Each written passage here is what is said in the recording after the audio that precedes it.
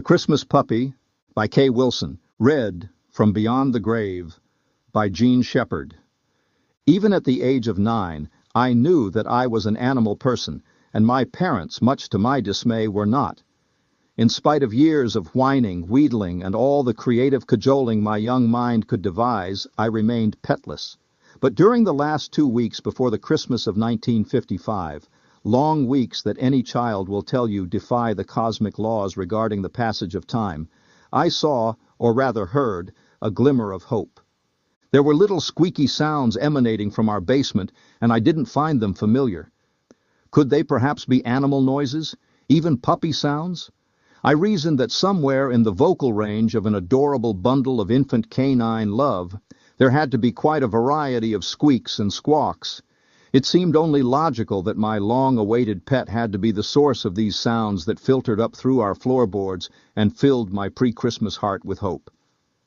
This alone would not have been enough to convince me, but in the days that would follow, I observed my father entering and leaving the basement more often than seemed his usual custom. My 9-year-old logic determined that he had to be feeding my puppy. Oh joy, oh rapture, could it be true? Could all those years of arguing my case before the High Court of Parenthood have finally paid off? Or could I have been such a remarkably well-behaved little girl that Santa himself had intervened on my behalf and my hapless parents could do naught but acquiesce? Though the reason for my good fortune remained unclear, the fact of it was perfectly clear. This Christmas morning would go down in my personal history as the very best ever. Finally, the long-awaited day arrived. My sister and I awoke in the pre-dawn chill and led our bleary-eyed parents to the Christmas tree. The puppy was nowhere in sight, but I remained hopeful the furry object of my heart's desire would of course be reserved for last, the pièce de résistance.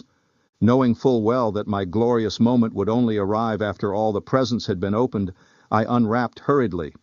There were the usual predictable mittens, a lifesaver book, flannel PJs, and a dainty comb and brush set. Even the less predictable items, which included a beautiful blonde doll with hair you could style, though greatly appreciated, were, I reminded myself, only the appetizer.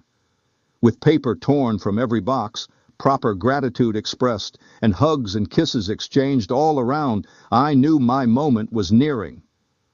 My father headed for the basement door. Be still, my heart. I listened intently as the now familiar sounds rose to greet my ears.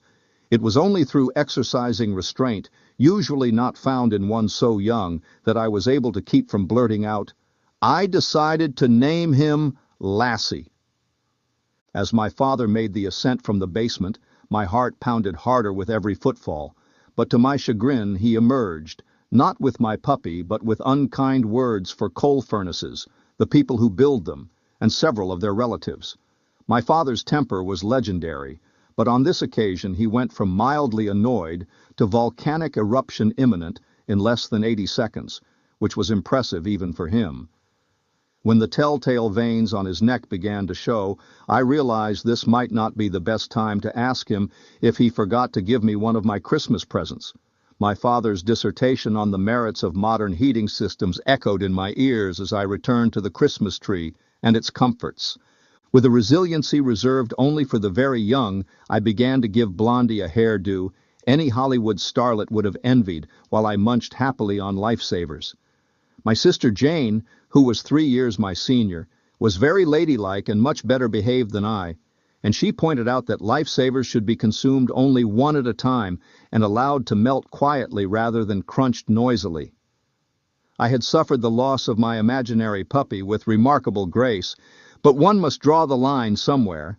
I reached for a lemon, then a cherry, then an orange candy. I crushed their fruity goodness against my teeth with great gusto as my sister went in search of our mother to tell on me. A smile played at the corners of my mouth. Any day you can get a new doll, eat candy at 7 a.m. and seriously annoy your sibling can't be all bad. As for the longed-for puppy, there was always next year.